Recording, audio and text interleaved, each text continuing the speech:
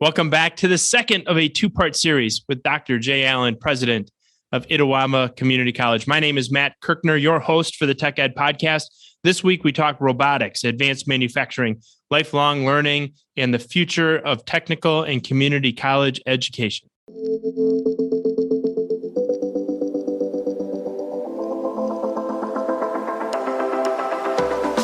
Welcome to the Tech Ed podcast, where we visit with leaders who are shaping, innovating, and disrupting technical education.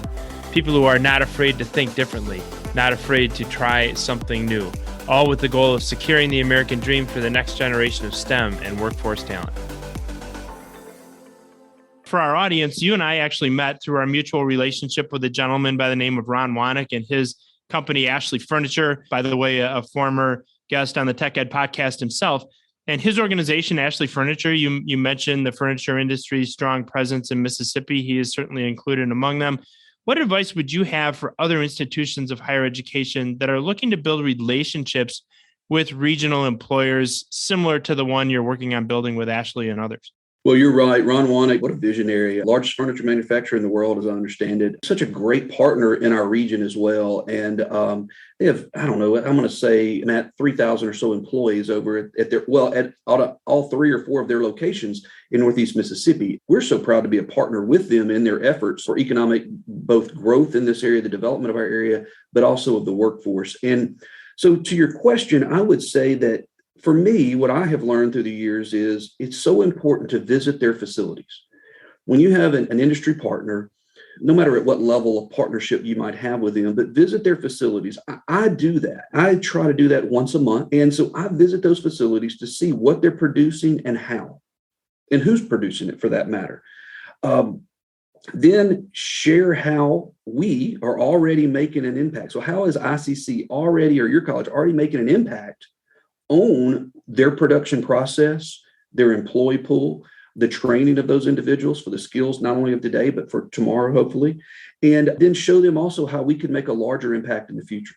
And so I think that's really important. And then even sometimes on how our two organizations together could develop a stronger partnership to make a larger impact. And in the case of Ron Wanek and so many other industry leaders, they're not only looking just to make an impact for their company, but they realize for an industry as a whole. That you just think about truck drivers. We need more truck drivers today. I could not educate enough in the next year to anywhere come close to flooding that market. There's no possible way. So if you think about just from a standpoint of that, if any company can help grow workers for that industry, not only will that company grow, but also will the other companies in the industry, whether they're a true competitor or not. The manufacturing process is often the manufacturing process.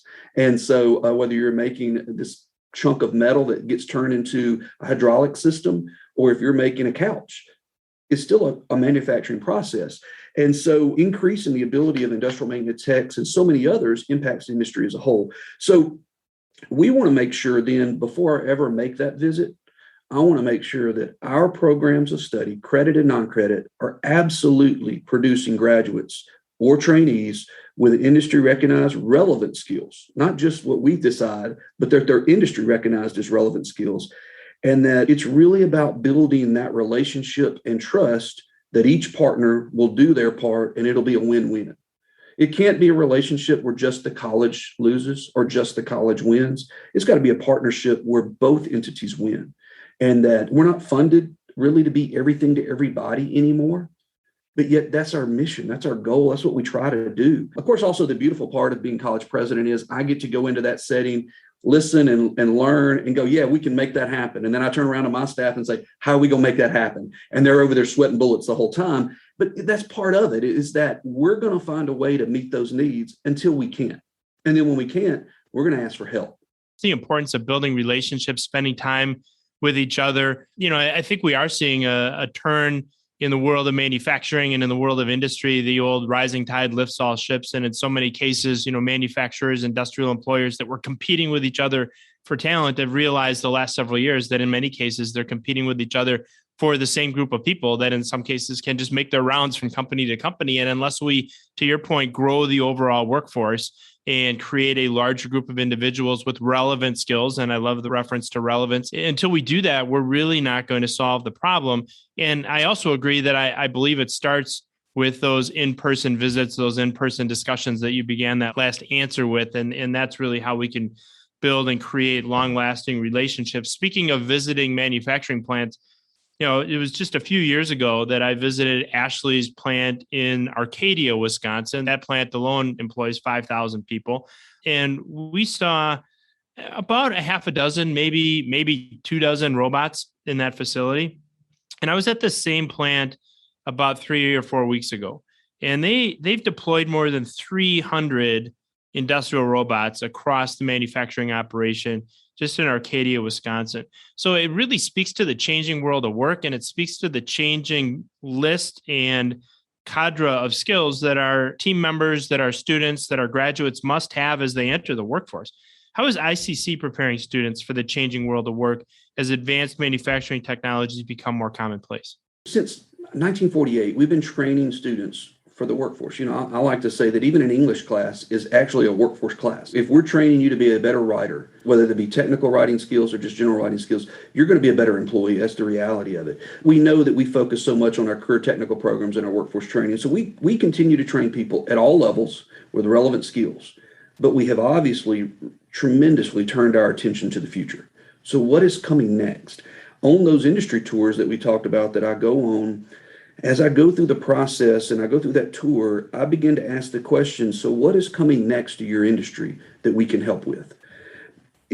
I make it clear that we cannot make wholesale changes overnight. And sometimes that may be what's needed, but we rarely can ever do that from both a time, a cost, a skill set standpoint.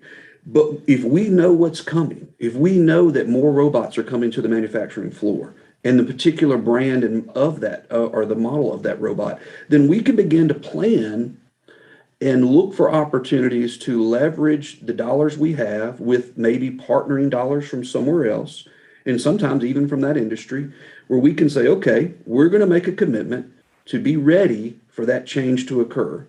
And then we're going to look, if it's buying equipment, if it's finding an instructor with the appropriate skill set, which is harder and harder to do, and harder to be competitive salary-wise for those people. But we're going to be financially ready and ready from a curriculum standpoint to make that change and be ramped up when the time is right. Years ago, we actually started a robotics program, but it was really too early. It really was too early. And so we recently have brought that back. We have a robust industrial maintenance program. It's got a very strong apprenticeship model embedded into that program. Ashley Furniture, as we've talked about, is one of our partners in that, one of our apprenticeship partners. I think just recently they were telling me they got 9 of our students that will be doing an apprenticeship with them. And of course, their goal is to ultimately hire them. If there's a mutual agreement on the back end, they want to hire that student at the end of that. But we took some of our existing coursework and created a new robotics and automated engineering program that we know is going to have an impact not only today, but really more importantly in the days to come. And it's not just that they're learning, okay, well, here's a robot and we're going to learn how to code it and we're going to learn how to repair it and put a new end of tool piece of equipment on that. But we're also dealing with autonomous vehicles that move around a plant, that carry items around a plant, that know when to move, how to dodge people. It's not following a tape on the ground. It's actually coding that's allowing that to occur. And in some cases, maybe using GPS technology. That is the future, but it's also now. We have industry partners that are already using those exact items that we purchased, and they're using them today. Well, we've got to be able to train people to not only code that, modify that actual mechanical device, and add apparatuses to it to meet the needs of that industry. So that's why we started that program. But we also have similar efforts in our non-credit area and in workforce training, but also in our health science division. So we have a very strong nursing and allied health program here at the college, and we always keep that eye on what is relevant and what is coming in the future and what are our industry's needs in those service areas that we need to add. So we're working right now to add a sonography program because we know we saw that. The college, again, had one some 10 plus years ago, and it just wasn't viable. But we believe it will be today. And so we're bringing that program back and making a financial investment. And we know that through our research with industry partners, it's needed. And so we're looking forward to getting that started as soon as possible. So sonography, health science, technology, teaching students how to code now smart devices and smart sensors.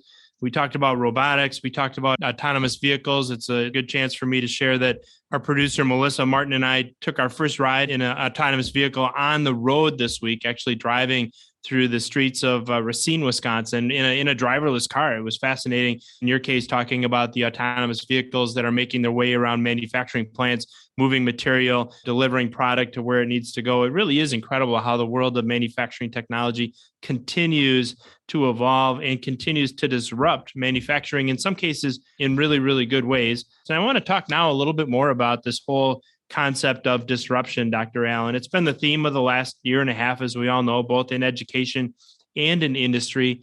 You talk about looking to the future, and you mentioned that in your last answer. How will education look different 5 years from now, whether that is in terms of how we teach our students, who those students are, or what it is that we're teaching them? I think we're going to see more and more incumbent workers coming back to the educational setting. And it's going to look perhaps different than it might have looked in the past. Some of that may be in an online format. Some of it may be in very short-term training. It may be in more extended training periods where they're actually going to earn a college degree or certificate before they leave in that training period. But in many cases, they're going to come back, I think, for that short-term training. And so that may be to retool to keep the job they have because it's changing, or to get the job they want within that same career field, or they're changing careers altogether. And my wife could be a perfect example of that. Some years ago, after teaching school for 4 or 5 years, came back to a community college that I was working at and got her nursing degree. Associate degree in nursing, has loved being a registered nurse. But even since then, she's gone back to the classroom as well and taught again and been a school nurse. So, I mean, she kind of is back and forth and using both of those credentials career-wise. I think we're going to also see that this is going to begin to impact not only who, but how, when and where. So we may find ourselves having to find ways to educate individuals later into the evening. I have a sister institution in this state serving central Mississippi, large metropolitan area, and they started a midnight welding program and have been immensely successful with that. Now, that's a lot of that is about numbers. Do you have enough people to constitute running a midnight as well as a day? But what they also found is those midnight students who were usually coming off of a shift, and so they were shift working already in a manufacturing setting, they're coming in doing welding, and they were some of the most focused, dedicated, and successful students, which is tremendous to see that gain. And so I think we may change a little about when and where we educate those students. I think, now I've been thinking this for a while, Matt, and I'll throw this out there. I have nothing to really back it up, just other than just what I see coming. I think we may see more individuals coming to us. They may be adult when they do this, but they're going to come to us for short-term training to earn a relevant credential, an industry-recognized credential that will take them immediately to the workforce. Then down the road, whether that be a year, 2 years, 3 years, 5 years, they will be back to gain the next layer or level of similar training in the same career field or something adjacent to go back to the workforce. They probably will never leave it. They will just be doing this as an incumbent worker, but they will be gaining the next credential in a short-term format to go back to the workforce, and then they would come back again and again and again.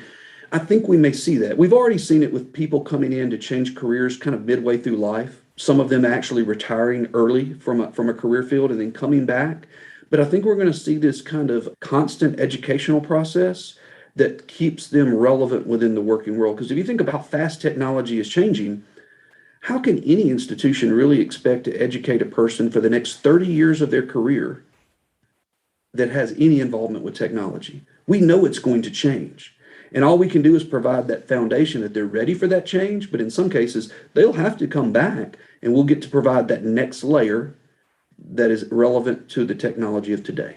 You know, I have so many members of my family that grew up in a manufacturing world and an industrial world where you really could graduate from high school and secure a certain level of skill and ability, and that could carry you in so many ways through an entire career. And I think more and more people, almost everybody now, probably waking up to the idea that that's no longer the world of work, which to me is really exciting, right? I mean, I would much rather go through life learning new things, having new roles, having new responsibilities in the workplace than doing exactly the same thing and retiring from a career. Not that there was anything wrong with that either. It's just a little bit more exciting and interesting to live in the world in which we do. And I would say your reference to this whole idea that employees will go work in the workforce and then come back for relevant training throughout their career isn't necessarily even just an option for employees, but it's going to be an imperative if they want to continue to grow within their world of employment. And so without question, I think that is a trend that we're going to see as time moves on. And we're already seeing in many cases in the workforce and in the way that employers interact with their local community and technical colleges. Now, your institution, ICC, was just announced as a winner of the American Association of Community Colleges MentorLinks Advancing Technological Education Program. Tell us about the goals of this initiative, which ICC has called, and I love this, Full STEM Ahead, promoting pathways in STEM. I got tickled at their title. I thought it was actually great as well, Matt. And I'll say that, it's promoting pathways in STEM. And if you think about it, as I look across my 25-year career, community college education, we simply are not educating as many students in the science and math curriculum as we used to. And that's disheartening. And if you think again, to be globally competitive, we've got to do that. And we've got to get people excited about this coursework, prepared to handle the difficulty of this coursework. It's not easy. It's not.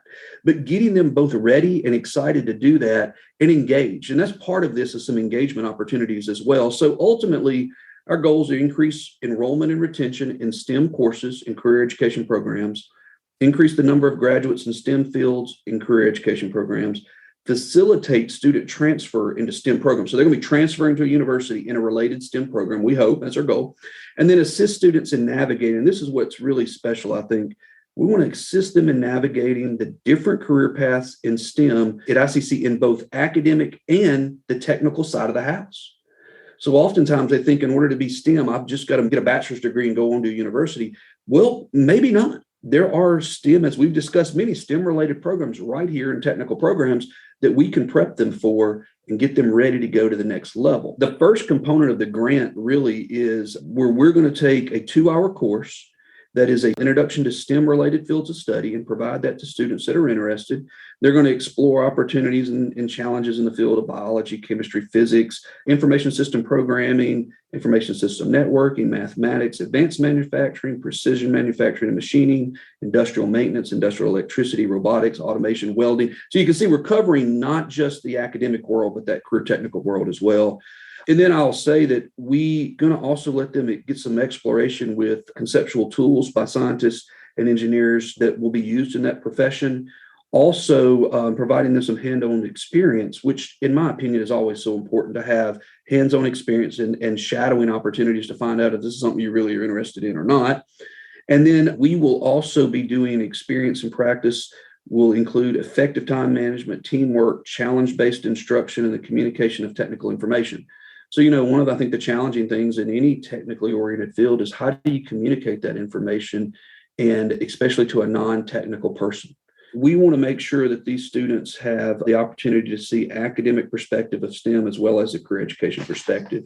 So that's what we're looking at. They're going to meet bi-yearly to review the course for updates and changes, and the course is scheduled to begin fall of 22.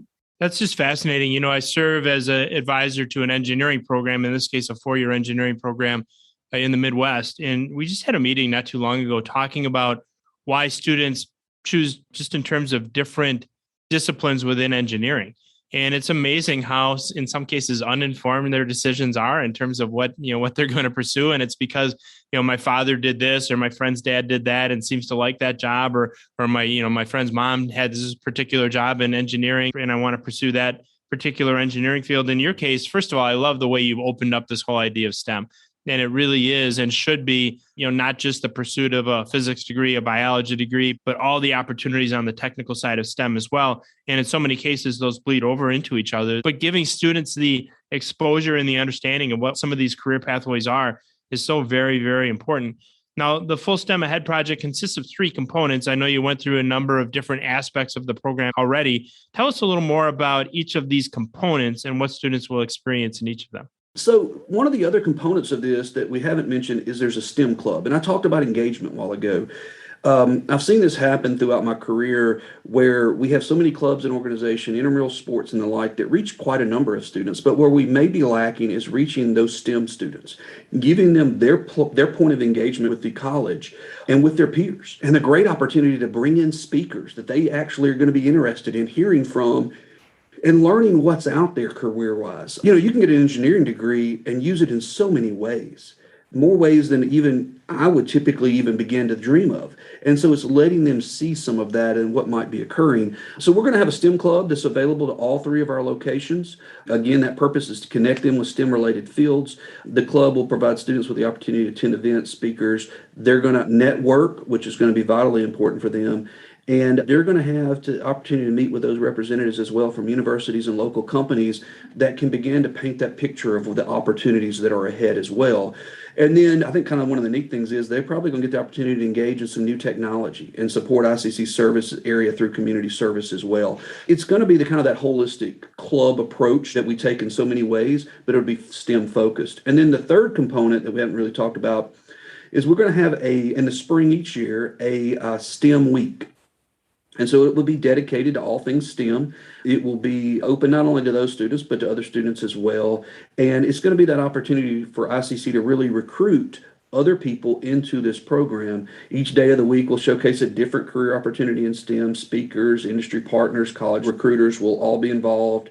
In addition, ICC will host field activity events to spark students' interest in STEM. So I could almost imagine, if possible, I'll throw out there, they may hate me for this challenge, but here we've got some kind of robotic type scenario and you're having to go and retrieve items and move items around and out in the field. I mean, there's so many different things. And I will say, I just can't help but throw this in at this moment, but we recently purchased a robotic painter for our athletic fields. It takes 6 to 8 guys 2 days to paint our football field at the beginning of the season. And then every week somebody's maintaining that. Well, it takes one guy 6 hours to paint that field with that robot. And it's using both GPS. And the great thing is on our soccer field, they don't have to go find the corner. They just tell that joker to go and it goes. And if they want to do 7-on-7 for soccer camp, it'll turn that joker around and it'll paint 3 7-on-7 fields on our soccer field. I mean, it's amazing what it can do. But what an opportunity for them to see that in action and realize, hey, there's coding behind this. There's so many different mechanical components behind this. What's next? What could it do next? What's the next thing? And we already know there's robotic mowers out there. Is that really something that we will see at our own house in the future? It very well be. We have robotic vacuums. Why can't we? But I'll tell you the other thing I think that will happen is these faculty members that are heading this up, man, they're excited about it. I think they grow more and more excited each week. We've already had some new grant opportunities come in place that will allow one of our students to partner with a university to do some STEM level research. And so it's going to be really neat to give our students opportunities beyond what typically even our college can offer. And so that's what I'm really excited about. We will start that STEM week is scheduled for spring of 2023. I want to be at STEM week and I want to see that robotic painter. And, I was thinking as you were telling that story, Dr. Allen, about the commercial years ago where the Kansas City Chiefs were painting their field for a Sunday game and had just finished a beautiful end zone. And one of the players walks by and looks at the guy painting the end zone and says, wow, that looks great. But who are the chefs? Oh. And so now we have, in this particular case, hopefully we'll have spell check on that robotic painter as well to make sure that we don't have any mistakes like that. But that's just a technology, even as you were chatting about it. I think about the world of paint robots in industry. And then I think about the world of the robotic vacuum cleaner that you referenced. And it's really the convergence of technologies like that. And the sky is the limit. And credit to you and ICC for that STEM week and the opportunity to expose so many students to these great careers in STEM. They really are interactive. They're fun. They're fascinating. And I'm looking forward to seeing the results of that entire program. Now, I know your grant funding runs through the year 2023, which is approaching us here in a couple of years. What are the long-term plans for retaining some of those experiences after the grant funding runs its course? Well, Matt, we always hope that we'll have the opportunity to renew the grant if possible in any of our grant programs, renew that grant and or seek perhaps additional grants that can help us continue that. But ICC's really, we have a practice of using our own funds or grant dollars or marrying those two together to give a project or a concept a great start. And then we're going to see how that works. And we're just going to kind of discern the level of investment and the level of impact, that return on investment we received, and see if we can keep it going, even if the grant, any other private dollars dry up. How can we keep that going? And is that return on investment worth that? And in many cases it is. And so that's our plan is we could probably run this without those grant dollars. But what our faculty will have to do is return back to us, what is the actual cost to continue these things going? So oftentimes your initial startup is so much, but after you get things rolling, we're able to do that. And we may have industry partners that step in and say, hey, I want to be a part of that too. That's the other thing, because it is an exciting way to get students involved in an area of study that we need more students in. As a manufacturing CEO who lived and breathed for 23 years, the world of manufacturing, I should say recovering manufacturing CEO, because I'm on to other things now. I love the focus on return on investment and ROI, and making sure the investments that we're making on the public side, making sure the investments we're making in our community colleges are providing that return. And so making sure that we're using those dollars to the greatest benefit of our community and our students. So I appreciate your insights on that. I would also appreciate your insights on our very last question here, Dr. Allen. And it's a question we ask all of our guests here on the Tech Ed podcast.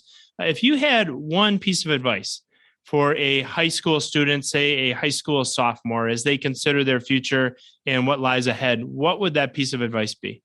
Well, I'm going to think back to my own high school sophomore days, all through high school. Well, I was immensely involved in extracurricular activities, and that was probably where I excelled. My focus in the classroom was nowhere near what it should have been. So if I could go back and tell Jay Allen what to do sophomore year at Wingfield High School, which would have been, I guess, about 1987, would be step it up in the classroom. The effort will pay off. It's cool to study. It's cool to be successful in a classroom. Step up. It will pay off, and it will make your college years a little bit easier. It will probably also open your vision a little bit as to what you can do academically. But I would say, just in general, don't get frustrated trying to nail down that career path. Let's face it. We ask 17-year-olds, 16-year-olds, we are a 15-year-old in some cases in a sophomore year. We're putting a lot of pressure on them to pick a career and training for that career for the rest of your life. That may be a little unrealistic. I have a horticulture degree. I obviously don't use that horticulture degree day to day. Now, I can have my opinion on landscaping at the college quite quickly, but I don't use it every day. But I realized along the process, as much as I love that coursework, this was not me. And what became natural to me was student recruiting, admissions, those type things. And that's what I ended up focusing in on. Master's and PhD was the student development, higher education, leadership, those areas, because that's really what was me. And I think it paid off. But I would also add, for that sophomore in high school, look into multiple career paths and shadow people in that career. Find out what life is like in that career. It may spark a fire in you to do that more than you could have ever imagined, or you may go, absolutely not. I do not want a part of that. But also find mentors in the field that can provide guidance on degrees, colleges, and experience to broaden your vision of what that field's really like. And I think we all need mentors in our career, but it's not too early to start, because some of those mentors can say, hey, I tell you what, I can tell you, when we hire people, when they come from this institution, we know that they are set up for success because they're focused on these relevant skills. And sometimes that can put you on the right path there alone. And then never overlook the local community college. I mean, I couldn't help but say that as a community college president. Never overlook the local community college as a great place to start. And if you're not happy with your local community college, or you don't have one close by, ICC is always available. We have residence halls and the like, but really that local community college is able to provide such a tremendous opportunity in education and a pathway to a great future. It worked for me. I'm a community college graduate, and it worked for me. And I know that it gave me the foundation to be where I am today, by degree, by confidence level, in the classroom and outside, and also the experiences inside and outside of the classroom were instrumental in preparing me for not only the next level of the last 2 years of my bachelor's degree, but beyond. And I had the blessing of going back to work at that same college for 16 years, and same community college. And I can tell you, we change people's lives every day through education. We really do. And as students will give us that chance, I believe we can do that for them. And so I just challenge them to look at that local community college and see what a difference they can make, also financially. To be able to get that first 2 years out of the way with so little cost is tremendous value for them. Changing lives every single day at a community college, and especially at ICC. Great advice. It's cool to study. We should consider multiple career pathways, find people who can mentor you, find people that you can shadow. Really, really good advice from the president of Itawamba Community College, Dr. Jay Allen. And I want to just reflect a little bit on a really interesting discussion, Dr. Allen. I mean, you never know where we're going to go when we get on the Tech Ed podcast. I'll admit that I had no idea we would get into robotic painting. We talked a little bit about the College World Series, certainly the importance of STEM education, your STEM week, the changing technology in education, the importance of building world-class relationships with manufacturing employers, getting out and into their facilities. Tons and tons of great advice for anybody in education, anybody in industry. I just want to thank you for taking time out of what I know is an incredibly busy schedule and sharing all of that wisdom with us here today on the Tech Ed podcast. Thank you for the opportunity, Matt, and thank you so much. I enjoyed being with you. I hope that it's been impactful, and I appreciate you taking time to have an interest in not only community colleges, but what we can do to enhance and move the workforce in this country and in our states forward. Thank you for that.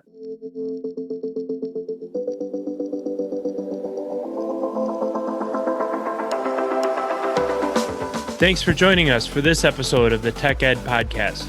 If you haven't already, subscribe, leave a review, and if you liked this episode, share it with a friend. New episodes launch every Tuesday, so listen in next week.